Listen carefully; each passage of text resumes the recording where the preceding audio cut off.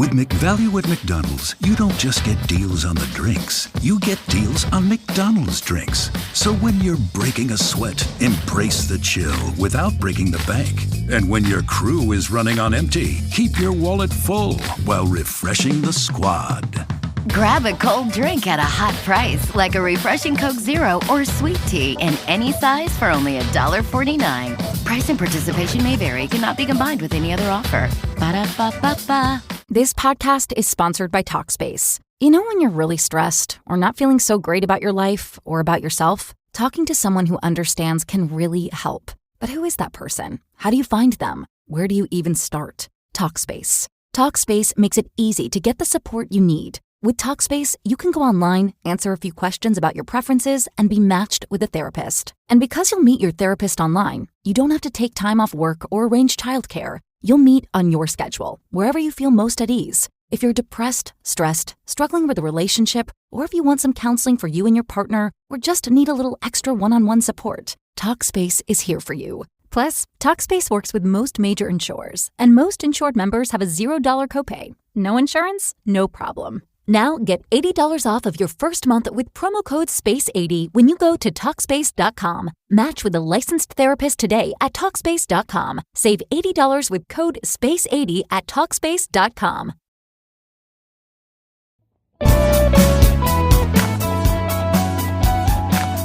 Hey there, listeners. Welcome to Shit That Goes On to Our Heads, the podcast where we normalize conversations around mental health. That's right. I'm Dirty Skittles, and alongside my amazing co-host, G-Rex, we are here to share stories and tips from our incredible guests. Each episode, we deep dive into struggles and triumphs of mental health, offering practical advice and heartfelt support. Because no one should feel alone in their journey. Join us as we break the stigma and build a community of understanding and compassion. Tune in and let's start talking about the shit that goes on in our heads. 3, 2, 1. Welcome back to another episode of Shit That Goes On in Our Heads. Today, I'm here with my amazing co-host, Dirty Skittles, and we have an awesome guest. Welcome, Melissa. I'm so glad to have you here. Thank you for having me. I'm very excited to be talking to you today. I'm excited to get to know about you, like a little bit about you. Where are you based out of? I'm currently in San Diego. Ooh, I love San Diego. We did a drive from San Francisco all the way down to San Diego and stopped at all these wineries. When we got to San Diego, I told my husband at the time, I'm like, I don't think I want to go home. I think we just stay here, right? Like we'll find that place. We'll live here. It'll be fine. Right on the beach with the seals. I think we're at La Jolla or something like that. Yeah, it was really beautiful. It is. I'm very blessed. I'm very grateful to be able to spend time in San Diego for sure. How long have you been in Cali?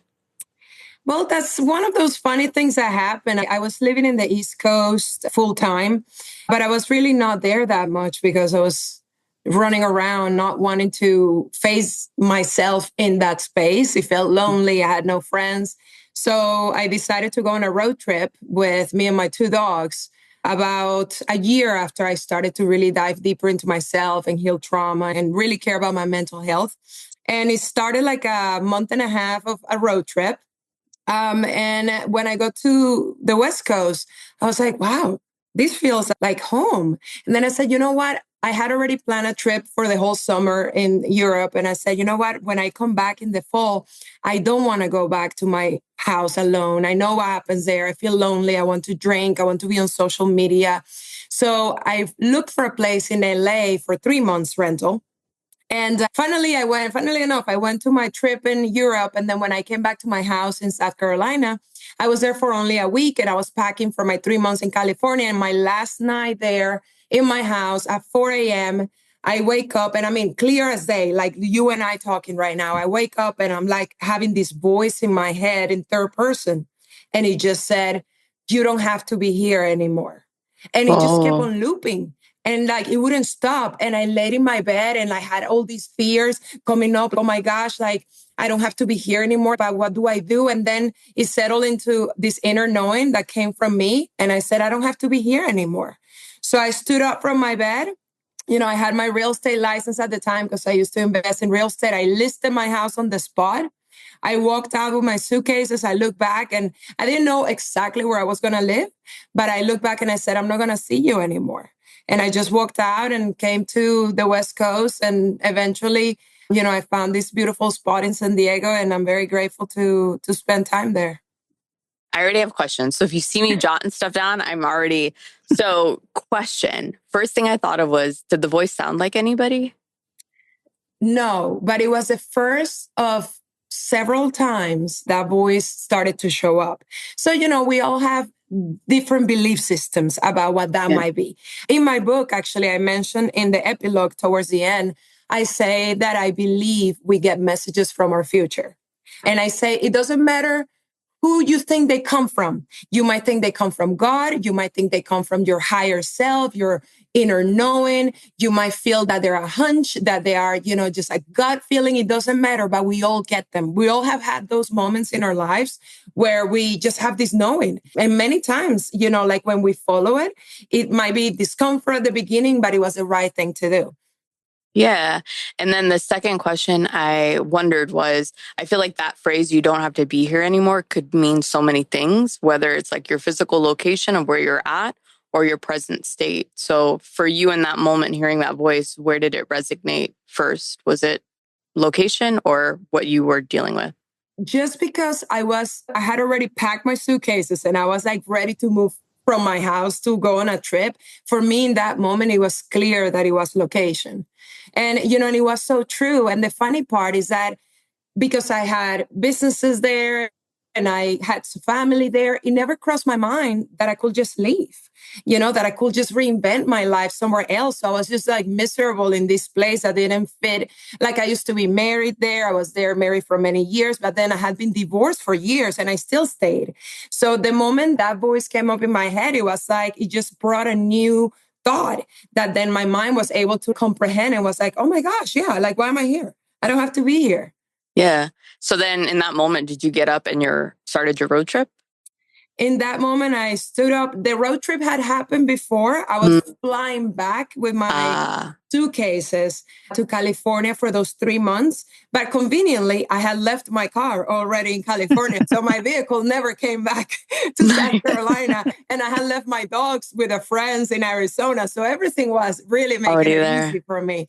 Yeah, so I just got out of bed and I walked out of that house and really, took a leap of faith. And now looking back, like sometimes we make these choices and it's like they're big choices. I mean, I was just choosing to relocate across the country. But in that moment, it was just like, okay, just take one step, one foot in front of the other. Like it will work out. Let's see how things open up. Let's see what develops from this. And it turned out to be not without challenges, but really beautiful. Yeah. Did you ever find yourself maybe questioning the choice to move after that? Never. Not a single time. And when I say it wasn't free of challenges is, myself and I know people in general, we sometimes put a lot of weight in where we live, right? I mean, if the sun is not shining, I'm depressed, right? That is me. But that move also showed me, okay, you're going to a beautiful place that is more aligned with you. You like to be active. You like to, play sports and be on the mountains. However, you also need to make the choices that will allow yourself to enjoy the place, to be present in the place. So yeah, when I first moved, to across the country, it was new. I didn't have any friends. I didn't know anyone. It was new beginnings, but I never questioned that it was the right thing for me at that time. I can totally attest to that. When we moved from South Florida to upstate New York, we were going to a completely different environment, but it just vibed with us. It brought out my happy. It made me kind of relive parts of my childhood. We have 4 seasons here. You do not have 4 seasons in Florida. You know what? You get hot, hotter, and hottest. And mosquitoes. Yes. And mosquitoes and alligators. And hurricanes. Sorry, lovely Florida people. and all the things that can kill you. So, I can totally get that. And did that help a lot with your mental health once you got out of, where you were and then started making that trek to California? Did things start to clear up for you in your head? Yeah, it did help. The move definitely helped because it placed me in an environment where I could thrive. However, I had to make the choice, sometimes in a lot of sadness and pain, to get out of my door and go to the beach and sit by the ocean or go to the mountains or walk my dogs or something that was so difficult for me. And I still actively reshape that is go out and make friends, right? Find community, find people, right? And a funny story, I had been already in San Diego for 3 months and I was lonely. Not regretting the move, but I was lonely. I was like, oh my gosh, I don't know anyone here. And going to yoga and meeting people was not working. I was like, oh my gosh, what do I do? So a friend of mine texted me, and I love him and his wife. They do events and things. And, he texted me and said, hey, Melissa, there is this event in Houston and I thought of you. You should come. It's going to be awesome. And sometimes I'm super like, yeah, let's do things. And sometimes I really do get like full body yes. And that was it. So I said, yes. And then when I hung up the phone, I said, you know what? I'm going to go to this event in Houston and there I'm going to meet someone from San Diego. Totally not making any sense, right? I get to this event in Houston, and sure enough, there is this couple that used to live in San Diego, and they connect me with a guy and his wife that live in San Diego. And that man is not only is he a beautiful soul, but he knows everybody in San Diego. So like as soon as I met him, I met everybody. And all of a sudden, like this community came and that really showed me follow your heart, right? Like you don't know where the door is going to open because he lived 5 minutes from me. And I had to go all the way to Houston to be able to know about him and to get, to know the community. That's so funny. I love that worked out that way, though, because it almost seems, at least with what you've shared so far, there is sort of, for lack of a better term, it's this divine intervention where you are almost making this possible for yourself. But at some point, you had to have opened up your mind, I would imagine, to be able to do that for you, to be able to find these new ways and relocate and kind of put yourself out there to receive this. But where did it start? Because so far it sounds like this is where you are now, right? Is in Cali. But what brought you to the East Coast? Like, how did you start there? Yeah, well, let me go back a little bit more. Let me go back to where life started. So I was born in Venezuela.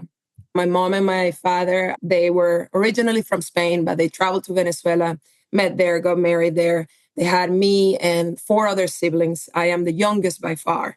So I grew up as an only child, basically with my other siblings being 9, 11, 15, and 17 years older than me.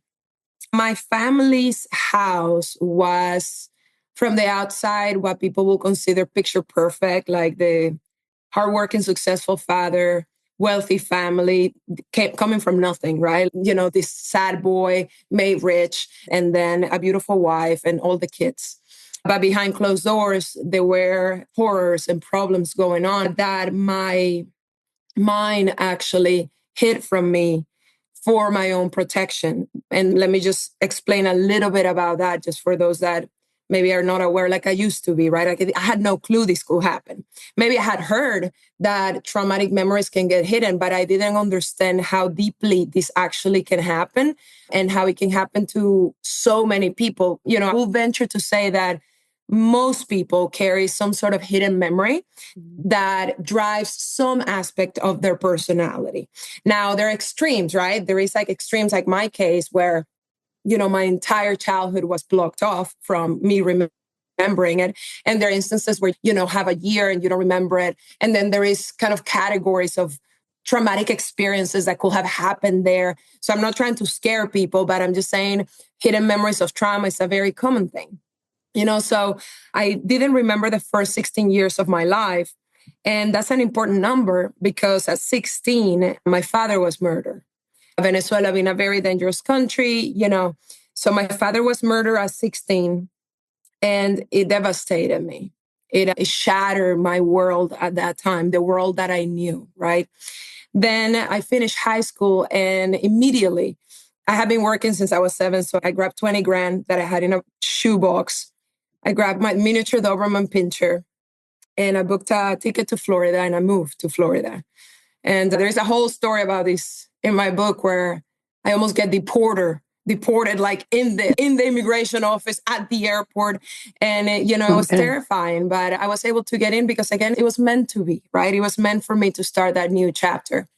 I go through life working really hard, trying to be successful, trying to look good and be pretty, and all of the successes that society tells us we have to achieve in order to make it. I end up marrying a handsome guy. We have, again, the repetition of the story where there is a picture perfect household from the outside, but inside it was nothing but pain and, strife and discomfort. And we made good money. So that was something that kept us together, right? Traveling, distractions, money, trying to cover up the pain and the emotional disconnect with, with wine and parties and things of that sort. But it really got to a point, 8 years into my marriage where I could not do it anymore. Like I had reached a limit of how sad I could be. And I decided to get a divorce. And, I got that divorce and I really was hopeful. I was like, okay, now life is going to be good. Like now it is. And, it dawned on me fairly fast that my sadness was internal. It was independent of the outside circumstances, because I was sad when I was married, and I was sad when I was in a 5-star hotel, and I was sad when I was walking my dogs, and I was sad all the time. So finally, I managed to spiral almost to rock bottom, right? With alcohol, with, behavior that was going against my values. And I get desperate enough to go to this place, this retreat in Costa Rica, where friends told me they healed their hearts. And I was like, oh my gosh, like my heart is broken. That's it. That's where I'm going. So funnily enough, you're supposed to prepare your body for this retreat and do a diet, right? Well, I booked it so fast. Again, it was like full body yes, that I was like, I called them up and I'm like, when is your next retreat? And they're like, this Sunday. And I'm like, I'm coming, sign me up. But I had already planned a trip to Vegas, up to no good. So I'm like, I'm on my way to Vegas and I'm like, sign me up for this retreat. So I go to Vegas and I fly to this place directly from Vegas. And I get there and, it's one of those times that I didn't really know what was coming. Like why really I had shown up in that place, but I felt a sense of peace. The minute I walked in, I felt a sense of peace. Wow, I'm meant to be here. I felt at ease for the first time in a long time. That didn't last long because then I went into work, right? It's a retreat called Rythmia, which, by the way, as a side note, I am so incredibly grateful because now I am one of the teachers there. So I'm actually flying there tonight and I work there a few weeks a year. And it's just come such a full circle that my gratitude to be able to now hold people like that arrive, like I used to be, is beyond words. But anyway, I get to this place and I'm ready to work. And it's called a Life Advancement Center, right? People come there from all over the world for different reasons. Some come for traumatic reasons, trauma they want to process. Others come simply because they're unhappy. They have no purpose. Others come because of physical ailments. So I came because I wanted to find a purpose and I was heartbroken. And when I arrived there, I started to immerse myself in the curriculum that they offer, which is amazing, classes. And also they offer 4 treatments with a plant medicine, a psychedelic substance called ayahuasca. I had never really explored ayahuasca. And when I showed up without knowing too much about ayahuasca, because I knew if I researched it, I would talk myself out of it. But I do recommend for people to research it. But just research the safety of the place that you're wanting to go to. Not so much what to expect with the ayahuasca, because then you form all these expectations and ideas. Right. But research the safety. And I was lucky enough and grateful enough to have ended up in Rythmia, which was the perfect place for my healing. So my 3rd treatment there, the way I describe it often is I say my life got destroyed.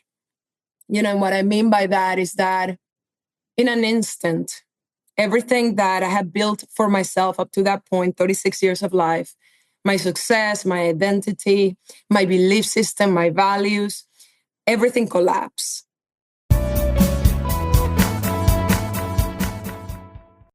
I'm Dr. Sarah Rahal, the founder and CEO of Armra. I developed Armra Colostrum because I know your body was designed to thrive. It's your natural state, your birthright, and you can reclaim it. Colostrum is the first nutrition we receive in life, with every essential nutrient our bodies need. It's nature's original blueprint for health. After a devastating health crisis almost took my life, I made it my mission to harness this power. Using proprietary technology, Armra captures over 400 bioactive nutrients in every scoop, delivering over 1,000 benefits that transform your health at its foundation. Whether for gut health, metabolism, skin, hair, immunity, mood, energy, fitness, or recovery, I invite you to join this collective revival of health and discover radical transformation for yourself. Visit armra.com, that's ARMRA.com, and enter code HEALTH30 for 30% off your first subscription order. This statement has not been evaluated by the Food and Drug Administration. This product is not intended to diagnose, treat, cure, or prevent any disease.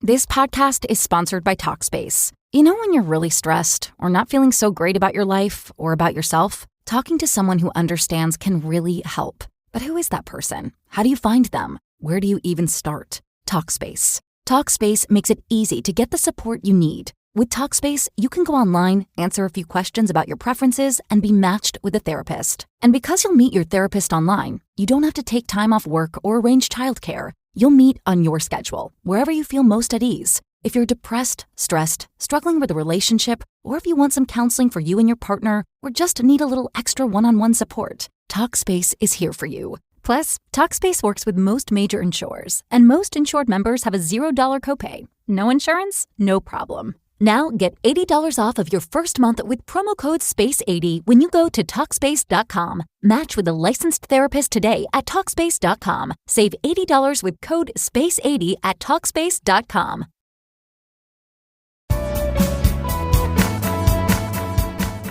I started to question the illusion of my childhood. I realized it was an illusion I had created, and I started to question the illusion of a father. And through incredible pain and discomfort, I started to remember my childhood. So ayahuasca is a master plant. I often compare it in a, easy to understand way. We have a house plant that is intelligent, like, right, it grabs the sunlight, the water, the nutrients, it grows.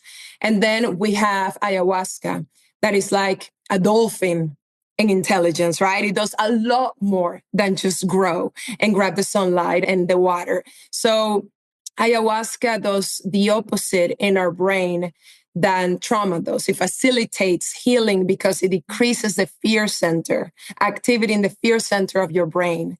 And it increases the connection between your rational brain and your memory center. So when you're in a traumatic state, you get terrified and your rational brain and your memory center, literally, they go offline. They're gone, right? So it's only the fear that is of what the situation is that stays with you and in your body. So when I started to remember my childhood, I went through the 5 stages of grief, right? Like, we think of grief as only when we lose someone, but grief is part of life. And grief comes when we lose a piece of ourselves, when we have a death and a rebirth, when we see clearly something in our lives, when we lose another person, when we lose the idea of who we were next to that person, right? There is so many ways to experience grief.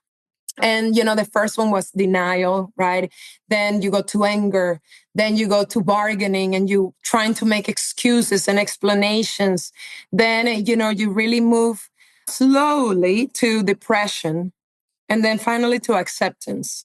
And it's a dance that you dance many times. It's not like you did it once and boom, I accepted and it's gone. It's a dance. So in that first evening, I went through those 5 stages really quick. And that doesn't mean I didn't go dance many times in between them in the years that followed, right? I was like, all the time, But in that night, I was able to get to acceptance. And when that happens, I was accepting to know. I was accepting to see why I had become the person I was, so sad, so angry, knowing that I was so alive, but I couldn't live fully, you know? And I also understood how common what I went through is, how common, sexual abuse behind closed doors of family homes is. I called this the largest epidemic the world is facing. Our attention was so focused on COVID, right? Like for so long. But, the most dangerous epidemics are the ones that are not obvious.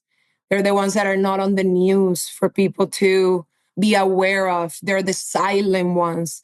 And childhood sexual abuse is one of those epidemics. To me, is the largest one because it really destroys the foundation of families. And in doing so, the foundations of society, the foundation of countries, and the foundation of the world, ultimately. Mm-hmm. So I realized how common this was. And I also didn't understand how I didn't remember. So my scientific mind went to school. So I schooled myself. Like I read every single book that I could on the subject to really learn how is it that I couldn't remember everything that happened to me if it was so hard to forget, right? Yeah. And then the science around that is fascinating. So out of understanding that and what happened to me, I realized that I was not only researching for myself, but also to bring some light in the world, like into the subject, and to really help people that, maybe were still in the dark room that I used to be in, right? Just shining a candle, a lighter in their dark room. And then they can choose if they want to, see the light more fully or if they don't, but at least it's to give them a choice. And from that, then, an entire life transformation happened where I didn't care anymore about what I used to care before. And I really just cared about making a difference first in my life, because that's where we start, right? Like really holding on in integrity the best I could to my own healing process, and then sharing that with others with my book, which is a piece of my heart. And also now, teaching at Rythmia in Costa Rica and in this online interaction. So it's my pleasure to be able to share a little bit of that story. Yeah. One of the things that comes to mind hearing you say that, and I'm trying to put myself in that position of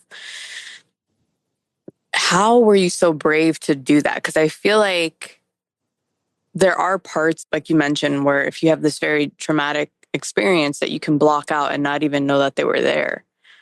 But to even be brave enough to open that door to see and face this reality, right? Like how did that happen for you? Was it just natural or was it unexpected and you had to show up for yourself? Like, how did you prepare to, I guess, face that?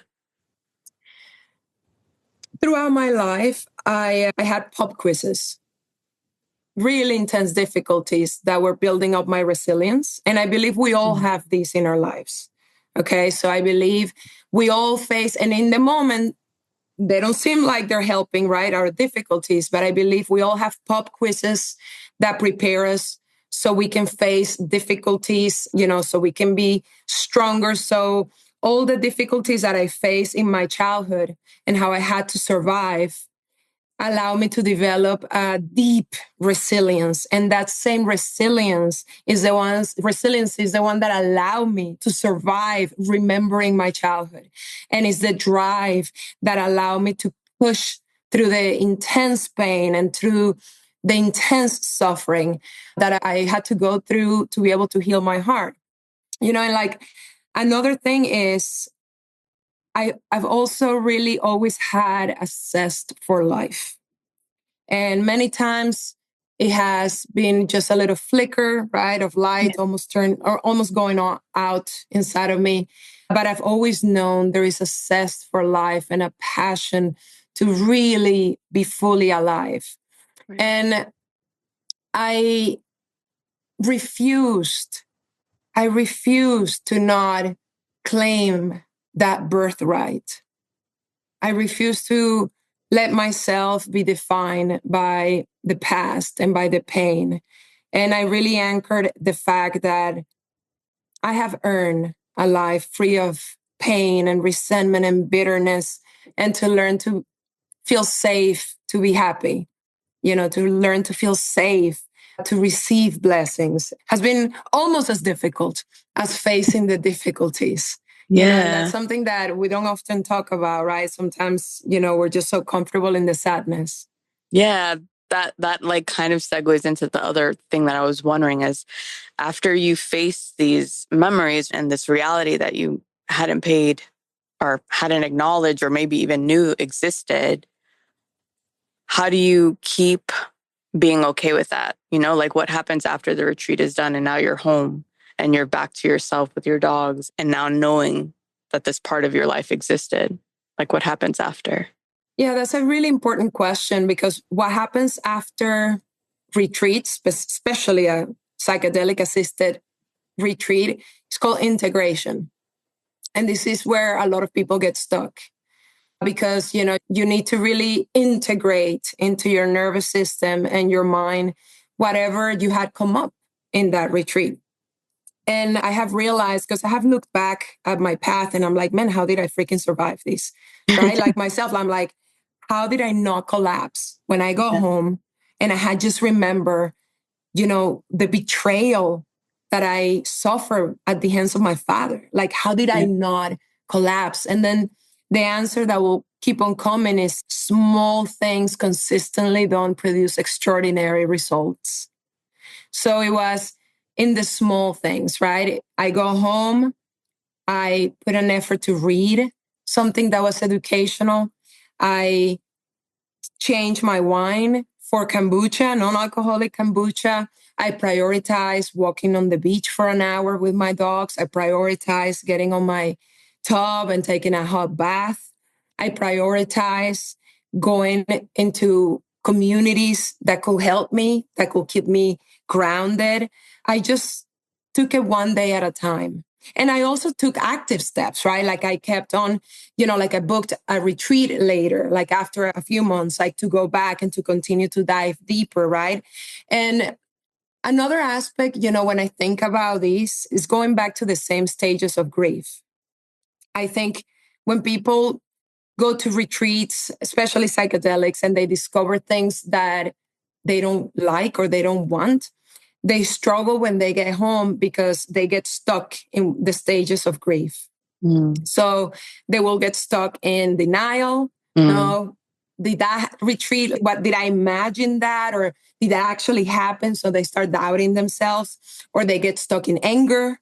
Like, how did this happen? I'm going to find revenge. I want justice, right? Or in the bargaining, coming up with excuses for themselves, or in the depression. I mean, it's hard not to get stuck in depression, right? In that deep sadness. So what helped me and kept on helping me and still helps me, because I still have a dance in these stages, is to really anchor that acceptance. And acceptance is not condoning. Right? Acceptance is simply realizing that there were circumstances that I did something or someone did something. It doesn't matter. Accepting what happened, what was, so I can just anchor who I am better and letting that go and forgiving that aspect and letting the past go. Yeah, I will say those are like the main things that will help a person keep on moving. Yeah. How did you get from kind of being a student there to now being a facilitator for others? How did that transform for you? Well, I've never done anything lightly. And that has served me well in life. Like when I go in, I go all in, man. So when I started to heal this trauma, I was like, oh, we're going to heal this baby right to the end. Like it's going to be real heal. So I went really deep. You don't need to go as deep as I have, but I needed to go as deep as I have. So I really I started to learn not only for myself, but also how to help other people, how to communicate it, how things worked, how trauma worked, right? Because, if I had a question about it, somebody else will come with that question to me in the future. So I wanted to be able to answer it in that moment for myself, but also for others. And then also developing a relationship with plant medicine, specifically and more importantly for me with ayahuasca medicine, because it was such a life-saving experience. I wouldn't be here today. I know that for a fact. If I wouldn't have gone and really trusted that this natural brew made of 2 plants, no additives, no chemicals, just like literally God's little tea, helped me so much that I know it could help other people too. So I became very interested in learning all aspects of trauma, of plant medicine, of psychedelics, and then also in developing my ability to speak about it, right? I was unable to speak about it. And then I went and wrote a book about it. So that was like the going all in and then going to training to speak. There's a lot of work behind the scenes that goes into healing trauma. So going to training where I will be between the tears, trying to get the words and practicing. And that aspect is not seen by people when you're like talking in front of a camera, but it's just really reopening your throat, reopening your heart to speak your truth after it has been silenced for so long. And then from there, it's just living in integrity as much as possible, right? Like really being the person that can inspire other people, not because you're trying to inspire, but because you really want to inspire yourself. And then inspiring other people is just a side effect. And, when that happens and something beautiful happens that I like to talk about, because, I was looking for my purpose. I was like, my purpose, what's my purpose? And I know that's such a common thing. But I really realized so beautifully that your purpose is not something that you find and you chase as much as it is something that opens up to you when you become the person, the version of yourself that can step through that door. So as soon as I became that version of myself, then more opportunities open up, right? So now this beautiful retreat center that I teach at, they offer me to come and be part of the program a few weeks a year. And that happened because I made myself available to it by my own actions. I love that you said that. I think that's so beautiful because I think a lot of us do. I can only speak about myself, but I think there are times where I'm just imagining or envisioning that version of myself, right? That I'm like, oh, I want to be this. But I think what you just said is key. Until you do the work to be that version of yourself and to make those changes, you're not going to get there. So I like the way that you just put that to me. That was very beautiful. I can totally agree with all of this, right? I went through that really horrible time in my life.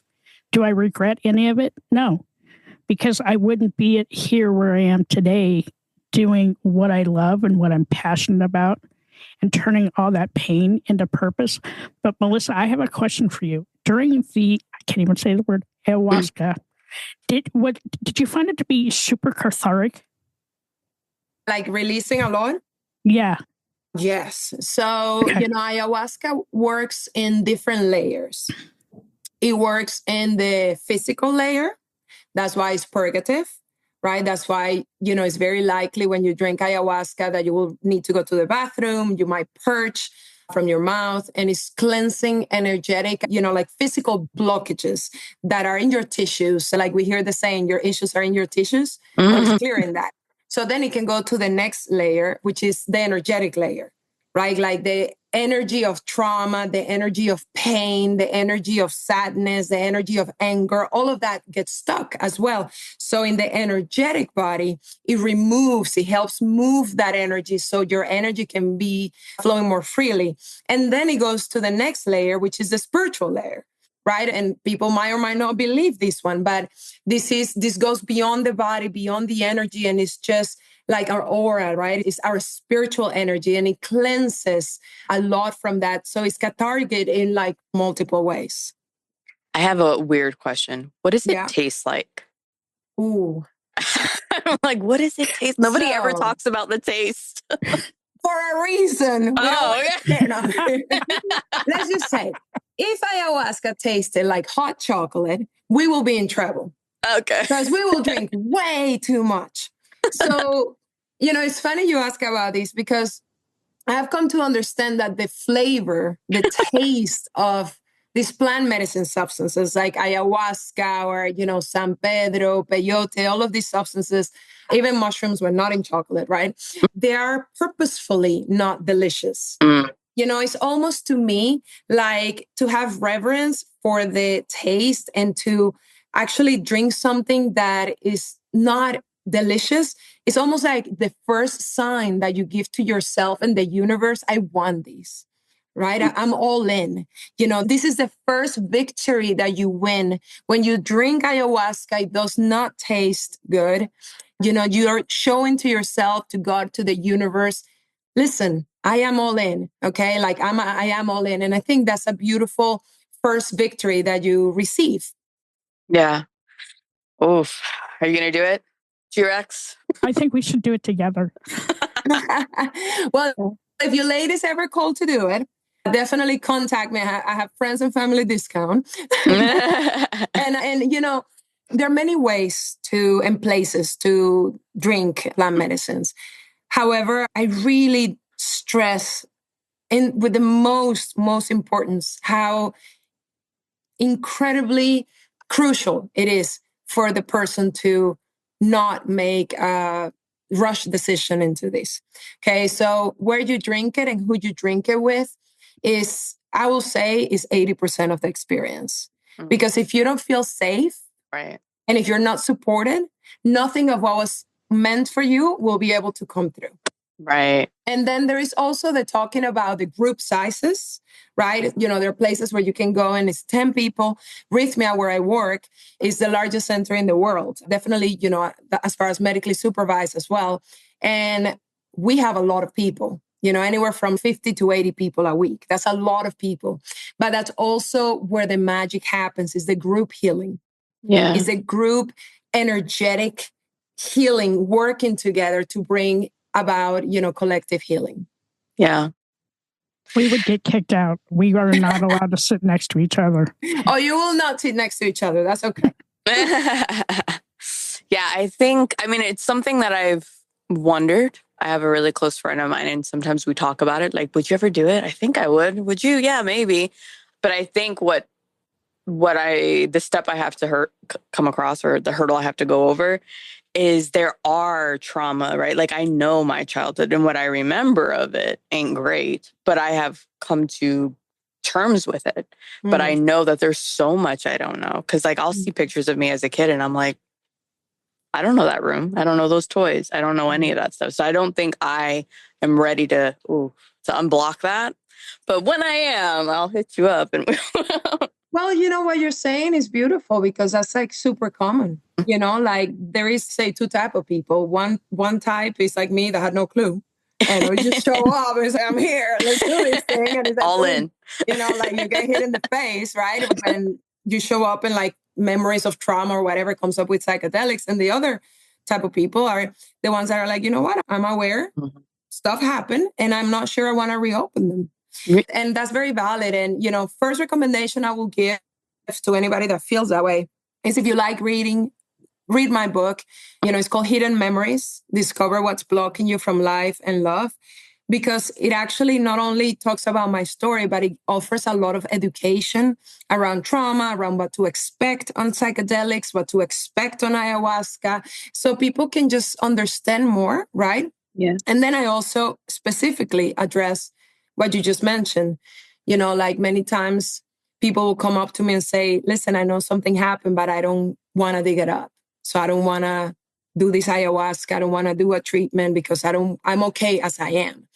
And I honor that, and I always say, nobody can force you into healing, or into not healing, or shame you into healing or not healing. That is your choice.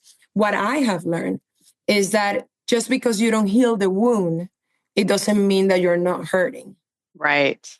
And many times when that wound goes untreated, it starts festering. Right. And you can get a systemic infection. And when that systemic infection happens and nothing makes sense anymore, and you're just going through the motions. So sure, you can choose to heal or not heal the wound, but the wounds are there.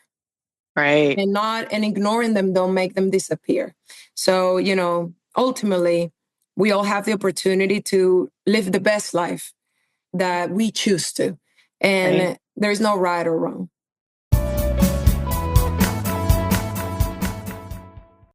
I'm Dr. Sarah Rahal, the founder and CEO of Armra. I developed Armra Colostrum because I know your body was designed to thrive. It's your natural state, your birthright, and you can reclaim it. Colostrum is the first nutrition we receive in life, with every essential nutrient our bodies need. It's nature's original blueprint for health. After a devastating health crisis almost took my life, I made it my mission to harness this power. Using proprietary technology, Armra captures over 400 bioactive nutrients in every scoop, delivering over 1,000 benefits that transform your health at its foundation. Whether for gut health, metabolism, skin, hair, immunity, mood, energy, fitness, or recovery, I invite you to join this collective revival of health and discover radical transformation for yourself. Visit armra.com, that's ARMRA.com, and enter code HEALTH30 for 30% off your first subscription order. This statement has not been evaluated by the Food and Drug Administration. This product is not intended to diagnose, treat, cure, or prevent any disease.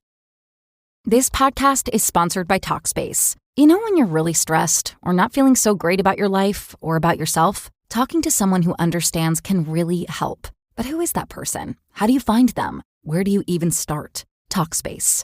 Talkspace makes it easy to get the support you need. With Talkspace, you can go online, answer a few questions about your preferences, and be matched with a therapist. And because you'll meet your therapist online, you don't have to take time off work or arrange childcare. You'll meet on your schedule, wherever you feel most at ease. If you're depressed, stressed, struggling with a relationship, or if you want some counseling for you and your partner, or just need a little extra one-on-one support, Talkspace is here for you. Plus, Talkspace works with most major insurers, and most insured members have a $0 copay. No insurance? No problem. Now get $80 off of your first month with promo code SPACE80 when you go to Talkspace.com. Match with a licensed therapist today at Talkspace.com. Save $80 with code SPACE80 at Talkspace.com.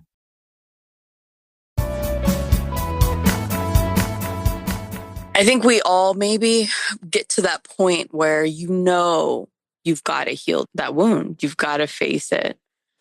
And doing it safely. Like you keep saying that word safe, and it's 100%. It resonates with me because if I don't feel safe, I'm shut down. Like I'm not going to be open to it. So yeah, there's value there in pushing yourself to face what you need to do to heal, to be that better version of yourself.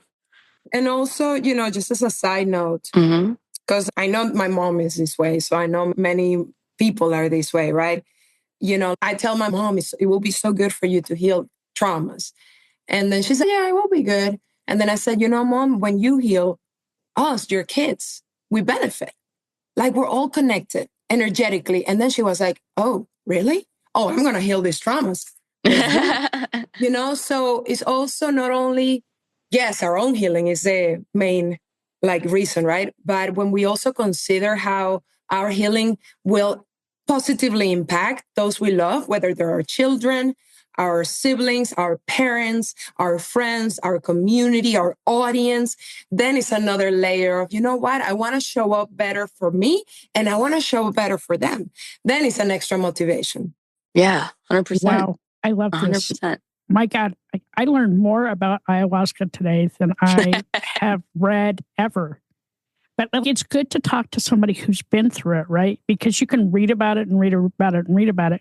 But talking to you, I feel almost comfortable enough to a point that it may be something I look at in the future. I'm a lot older than both of you. I'm at least 20 years older than Dirty Skittles. But I still have my own hidden trauma, right? But I still try and show up as the best version of myself every day. And I'm still healing daily, 2 years into therapy, and I'm still healing. But it's something that I may be interested in trying out. And oh, sorry, go ahead. I was going to say on the other side of that, I like the idea of the retreat because I like the idea of the energy. Everybody is there for a purpose and it's positive. And I think that's what I look forward to. Where the ayahuasca, I'm like, yo, sign me up. Let's try it because it's a bonus. But the experience altogether of people coming together as a collective to heal. And I love that idea. Both of you brought up such a good point because I feel that there is so much misconception and lack of information when it comes to what ayahuasca is, what a psychedelic assisted therapy is. And the media is not promoting it because it doesn't make money for the pharmaceutical company and for the alcohol company and the tobacco company. So the only resources that you have is talking to people that have actually, done it in a safe place. Because then you might find people that have done it when they were walking down Tulum, Mexico, and they saw someone with a sign, they go in there, they have a terrible experience, and then they come out and they're like, this ayahuasca is horrible, it should be banned. No, your discernment was skewed. You went to a place that was trying to make money. So, that's the difference. And that's the importance of going to a safe place. And in line with what you said, Charlene, is yes, there is value in a retreat system, in my opinion, to drink ayahuasca. Sometimes people go and do one ayahuasca in, like a person's living room, and they might have a great experience, but also they might not. So the beauty of a retreat like Rythmia, like the one I work in and teach at, is that there are 4 treatments. So 4 ayahuasca sessions in between a week curriculum. So there is yoga, there is breath work, there are classes to help you integrate, to help you maximize, your experiences with the medicine. And what these 4 sessions allow, and the actual week structure allows, is that you're able to unlock layers that are in different, levels of density and difficulty, right? So you might have one experience that's purely physical, then another one that is emotional. But at the end of the week, if you complete the program, and that's the key, you are wrapped up in a way that is impossible to explain with words. But you're able to go back home with a new sense of awareness. You're able to go back home knowing more about yourself, understanding more about your personality, your purpose, your surroundings. All of these things are possible when you put in the effort. Yeah, I love that. I have 2 fun questions for you. All right. I like that I call them fun now. I'm like, if you could go back in time to a younger version of yourself and give that younger version some advice, what would you tell yourself, and how old are you? Is that fun? Fun in the quotes. So I actually lived that. Like I actually lived that physically. And it's in the final chapter of my book where I close the story. And, I saw myself as a 5-year-old twirling underneath the mandarin tree in my backyard, in my house. And in that moment, my adult self now sent a message. And that message was simple, but it was just be strong. Everything will work out. Everything will be okay. And I realized that those 2 words, be strong, has been my mantra and motto my entire life. I went through life telling me to be strong through every difficulty I faced. So I know that message was truly delivered. And I know that because that message was delivered, I am here today. So don't ask me how it works, but perhaps I did cross the time and space barrier, and my 5-year-old heart got the message underneath that mandarin tree on that day. I love that. What would you say has been the hardest lesson that you've had to learn so far? I love your definition of fun. So there have been many hard lessons. I feel the ultimate one, the one that wraps everything up, is the coming back to myself. And what I mean by that is to really remembering my essence, before distortion, before pain, that bright light that was born through my mother, and remembering that innocence and that joy and that freedom and that happiness, and making those experiences, those emotions so part of my adult self that I can just become that little child again. Like we have seen all these incredible masters, like Buddha. And when you think about them, they have this childlike spirit. It's like they reclaim the child's innocence that they once were. And I think that's the goal. It's just to be able to not erase the past, but to use its wisdom to guide you back to your center and to loving yourself and to become the person you were always meant to be. I love that. Thank you. We're not done. I have my questions. Hers are actually fun. Mine are actually fun. Hers are like Debbie Downer. Well, I asked them selfishly, deep, because I want to absorb and I want to learn from others. So my question is, if your anxiety had a theme song, what is it and why? Ooh. It will have to be like, the Rihanna and Drake song, like a never-ending loop of repeated words and like just keeps on going. That will be anxiety. We'll be like, yeah. I love that. And then my second thing is, what do you do today for self-love and self-care? I cultivate self-compassion, which is often not so talked about as self-love and self-care, but I find that is so important. The self-compassion is what allows us to love ourselves and to care for ourselves.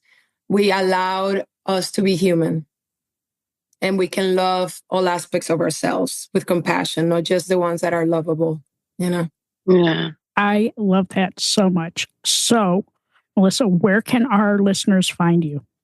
So I share a lot of information on my Instagram, and it is Melissa_Osorio. That's OSORIO_remembers. But you can find all my Instagram and information on my website, which is, and sorry, like I tried to get on this underscore too on the website, but it didn't work out. So it's Melissa-Osorio.com. And my link for my book is there. The book is in Amazon and Audible. And I narrate the Audible. Nice. It's a piece of my heart. And, it's a beautiful experience for me to put it out there for people. Yeah. Ooh, I love Audible. I'm going to go get it. Thank you. Thank you. Thank you, Melissa. You opened my eyes. I learned something new today. Oh, I'm so happy to hear that. Thank you. I'm an old dog. So for me to learn something new that's amazing. Well, to just close up, I want to bring my mom up again. Yeah. She's in her 70s. She will die if I tell you exactly the number. But she has shown me that age is just a number. Beyond, energy and things that you do, but for trauma healing. So my mom has really inspired me because easily when we get older, we can say, oh, I'm too old to heal my past traumas. What am I going to do that for? But she's really shown me that age is just a number. It also applies for trauma healing because there is no expiration date for us to be able to reclaim our birthright of freedom and to live more fully. And the advantage of also healing when you're a little older is that you serve as an example for other folks that are in that age group as well. I mean, some people say, oh yeah, you're 40. It's easy for you to go and heal traumas and drink ayahuasca. But really, I get inspired when I see older people diving deep into their past, and they do it for themselves and do it for their kids, their grandkids, and it's beautiful. Yeah, I love that. This has been such an amazing conversation. Thank you. Thank you. Thank you. Thank you so much, ladies. And I hope you have a beautiful day. You too. Hi, all. Thank you so much for listening to this episode. I'm G-Rex. And I'm Dirty Skittles. Don't forget to subscribe, rate, and review this podcast. We'd love to listen to your feedback. We can't do this without you guys. It's okay to be not okay. Just make sure you're talking to someone.